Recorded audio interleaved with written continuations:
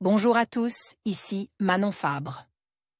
Bienvenue sur ma chaîne, où on explore ensemble le monde des aliments, leur composition et les critiques qui en découlent.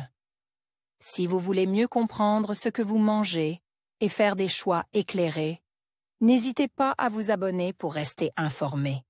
Prêt à découvrir? C'est parti! Bonjour à tous. Dans cette vidéo, je vais aborder un sujet qui suscite beaucoup d'intérêt, les produits sans gluten. Beaucoup de gens pensent qu'ils sont automatiquement meilleurs pour la santé, mais est-ce vraiment le cas? Je vais vous expliquer pourquoi ces produits ne sont pas nécessairement plus sains et quels sont les mythes qui les entourent. Restez avec moi pour découvrir des informations surprenantes et éclairantes sur le gluten et notre alimentation. Produits sans gluten, pourquoi ils ne sont pas meilleurs pour la santé?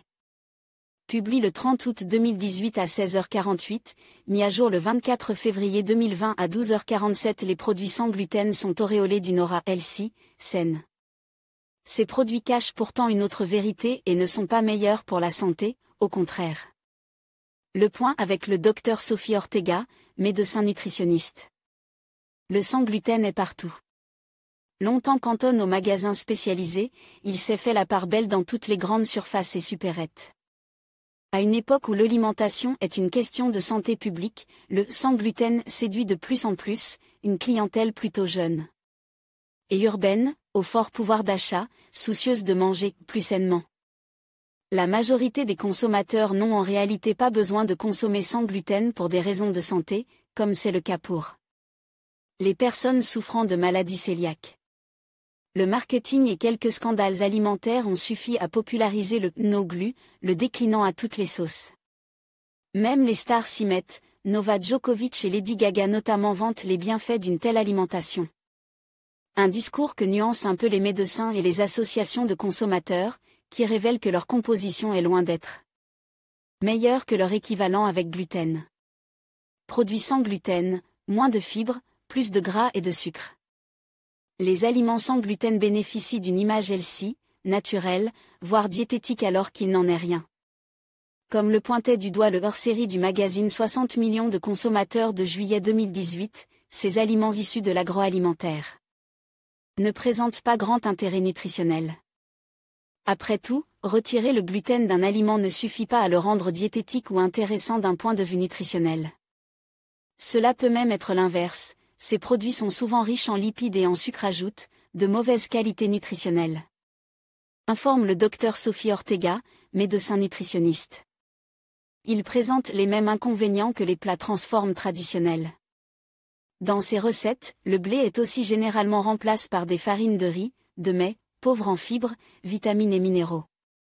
Le magazine 60 millions de consommateurs rapporte ainsi une étude espagnole qui avait trouvé un pain sans gluten 2 fois plus riche en matière grasse et 3 fois plus pauvre en protéines que la version classique.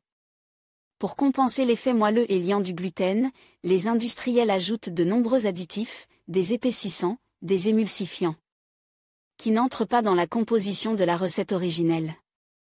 De plus, les farines utilisées dans les produits sans gluten présentent souvent un index glycémique beaucoup plus élevé que la farine de blé. Résultat, ces produits favorisent les libérations d'insuline et ainsi les fringales et la prise de poids. Par ailleurs, non content d'être sans grand intérêt nutritionnel, ces aliments sont aussi plus chers. Selon une étude de l'Université de Vienne citée par 60 millions de consommateurs, les produits du commerce sans gluten coûteraient en moyenne 2 fois plus cher que leur pendant avec gluten. Toutefois, l'appât du gain ne semble pas être la seule raison à cette différence de prix. La production d'aliments sans gluten impose des processus précis pour éviter toute contamination, ce qui représente un certain coût. La matière première pour remplacer le blé serait elle aussi plus chère. Pour le Dr Ortega, s'il ne fallait retenir que 2 choses dans la longue liste de produits sans gluten du marché, ce serait le pain et pâtes, mais uniquement pour les intolérants car ils sont plus compliqués à faire soi-même. Pour le reste, mieux vaut privilégier le fait maison. Angt, complique ne veut pas dire impossible. Voici une sélection de recettes de pain sans gluten sur Marmiton pour vous aider. Qui doit manger sans gluten? Il existe 3 catégories de personnes qui doivent exclure le gluten de leur alimentation, de façon plus ou moins drastique. Les intolérants au gluten ou maladies cœliaques chez ces personnes, l'ingestion de gluten même à petite dose provoque de violentes diarrhées. Et des vomissements, de la fatigue, de l'anémie, des douleurs articulaires et peut favoriser la survenue de maladies cardiovasculaires. La maladie cœliaque touche environ 1% de la population mondiale. En France, ils sont 60 000 mais seul 0 à 20% des malades seraient diagnostiques. Le seul traitement est l'éviction drastique du gluten, explique le docteur Sophie Ortega. Pas question d'en consommer ne serait-ce que des traces dans une sauce car les réactions ne se font pas attendre. Il convient de préciser que l'intolérance au gluten n'est pas une allergie à proprement parler, comme les allergies aux crustacés. Provoquant gonflement de langue, édème de quinque, réaction cutanée type eczéma. Il ne faut pas non plus confondre intolérance au gluten et allergie au blé. Les allergiques au blé doivent eux aussi supprimer le gluten de leur alimentation. Les hypersensibles au gluten et les personnes souffrant du syndrome du côlon irritable, ces personnes digèrent mal la protéine végétale. Et sa consommation provoque des ballonnements, des alternances de diarrhée et de constipation, un véritable inconfort digestif, souligne le docteur Ortega.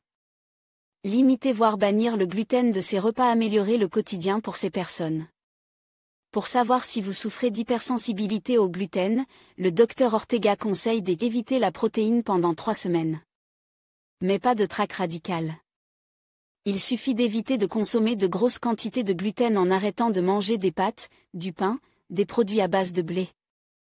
Si vous constatez des améliorations, vous pouvez réduire la part de gluten dans votre alimentation quotidienne sans tomber dans les extrêmes, ni en compensant avec des produits industriels estampillés gluten-free qui, selon le docteur Ortega, ne présentent aucun intérêt dans ce cas. Le business du sans gluten dans la course au sans gluten, il faut donc distinguer l'alimentation sans gluten, véritable nécessité. Pour les intolérants et les produits industriels sans gluten qui eux répondent à une mode. À l'origine, le peu d'aliments fabriqués sans gluten était le pain et les pâtes et il était assez difficile à trouver. Il répondait à un besoin d'une partie de la population, cela permettait aux personnes souffrant de maladies cœliaques de continuer à manger des produits de base dans notre alimentation. Dans cette nouvelle quête de manger toujours plus sain, certains se sont rendus compte qu'ils allaient mieux quand ils évitaient de consommer cette fraction protéique du blé. L'industrie agroalimentaire s'est alors engouffrée dans la brèche afin de répondre à la demande. Petit à petit, le sans gluten est devenu une tendance qui a dépassé le cadre médical. Le marché, d'après Renaud Sausset, directeur marketing de Gerbleu, a progressé de 30% à 47% par an en France et pesait pas moins de 65 millions d'euros en 2016, étude Xerfi 3. Aujourd'hui, le succès s'accompagne de dérives, le marketing en vient à apposer des logos sans gluten sur des yaourts, des chips, de la charcuterie. Des produits qui ne contiennent, par définition, pas de gluten. Privilégier les produits naturellement sans gluten. Pour les personnes qui ne peuvent pas consommer de gluten pour des raisons de santé, mieux vaut miser sur les aliments naturellement sans gluten.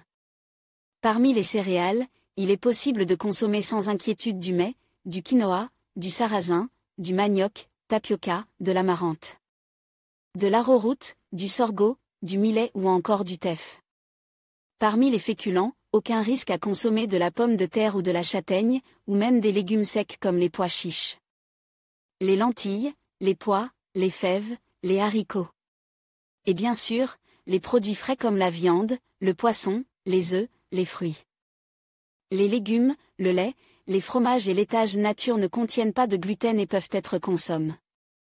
En conclusion, bien que les produits sans gluten soient souvent perçus comme une option plus saine, il est essentiel de comprendre qu'ils ne conviennent pas nécessairement à tout le monde. Pour la majorité des personnes qui ne souffrent pas de la maladie cœliaque ou d'une sensibilité au gluten, ces produits peuvent manquer de nutriments essentiels et contenir des additifs peu bénéfiques. Il est donc préférable de privilégier une alimentation équilibrée, riche en aliments naturels et variés, plutôt que de se fier uniquement à des étiquettes sans gluten. Restez informés et faites des choix éclairés pour votre santé.